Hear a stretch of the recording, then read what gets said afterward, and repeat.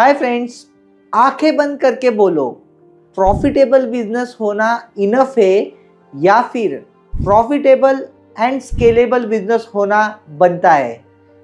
आप भी आपके बिजनेस को स्केलेबल बना सकते हो, पर कैसे? डेफिनेटली आपके दिमाग में भी ये ख्याल आया रहेगा। तो चलिए आज मैं आपको रवि मोदी जी के मान्यवर का एग्जाम्पल लेके ये समझाता हूँ कि कैसे आप भी आपके बिजनेस को स्केलेबल बना सकते हो और करोड़ों के वैल्यूएशन का बना सकते हो। मैं चाहता हूँ आप इस एग्जाम्पल को ध्यान से सुनिए, समझिए और इस जैसा कुछ आपके बिजनेस में भी इम्प्लीमेंट करके आपके ब्रांड को पैन इंडिया करोड़ों वाला ब्रांड बनाइए।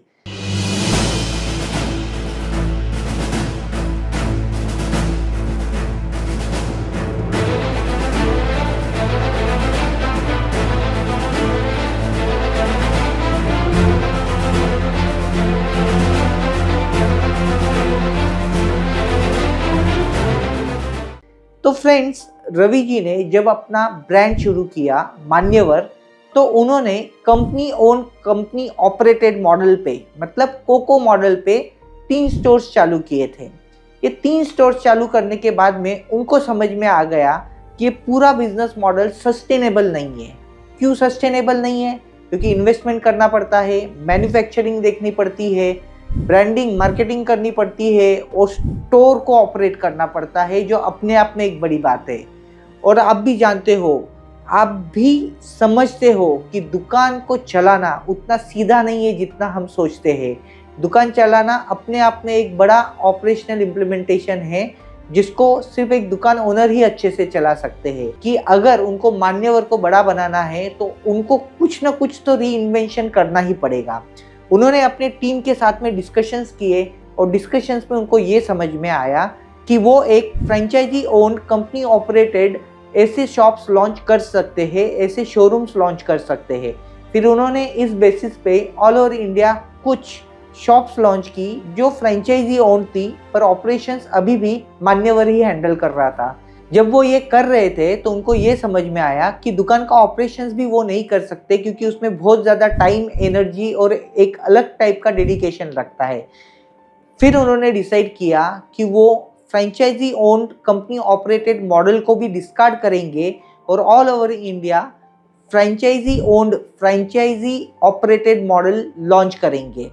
इसका क्या मतलब था? इसका सीधा सीधा ये मतलब था कि आगे जितने भी स्टोर्स मान्यवर के आएंगे कंट्री में, वो सारे के सारे ऑपरेटेड फ्रेंचाइज ओनर ही करेंगे। इन्वेस्ट भी फ्रेंचाइज ओनर करेगा और ऑपरेट भी फ्रेंचाइज ओनर करेगा। तो फिर मान्यवर क्या करेगा?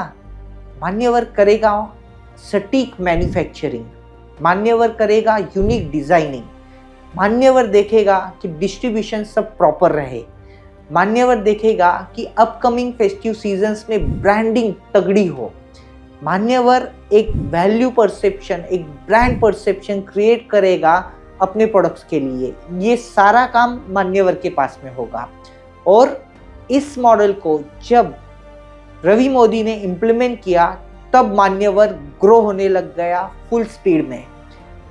60 स्टोर से मान्यवर की नंबर ऑफ स्टोर्स बढ़ गए 600 और आज मान्यवर एक जाना पहचाना ब्रांड बन चुका है पैन इंडिया बेसिस पे। तो फ्रेंड्स, जैसे मोदी जी को ये बात समझ में आई कि मान्यवर को अगर बड़ा बनाना है तो प्रोडक्ट का सिर्फ प्रॉफिटेबल होना इनफ नहीं है, उसका स्केलेबल होना भी इम्पॉर्टेंट है। और तब जाके उन्होंने इस चीज़ को समझा और अपने हाथ में सिर्फ मैन्युफैक्चरिंग एंड डिस्ट्रीब्यूशन रखा और ब्रांडिंग एंड मार्केटिंग रखा। बाकी सारा काम उन्होंने उनके जो फ्रेंचाइज ओनर थे उनके साथ में बांट लिया।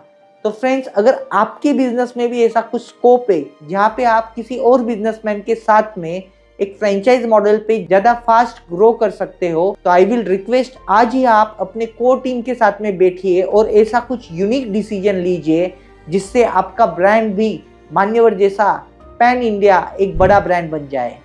आई होप आपको मेरा आज का ये एग्जाम्पल पसंद आया रहेगा। मैं चाहता हूँ कि मेरे ऐसे ही इंटरेस्टिंग अपकमिंग वीडियोस देखने के लिए आप मेरे यूट्यूब चैनल को सब्सक्राइब कीजिए और हाँ, नोटिफिकेशन आइकॉन को भी क्लिक करना। आज के आपके वक्त के लिए थैंक यू वेरी मच। नमस्ते।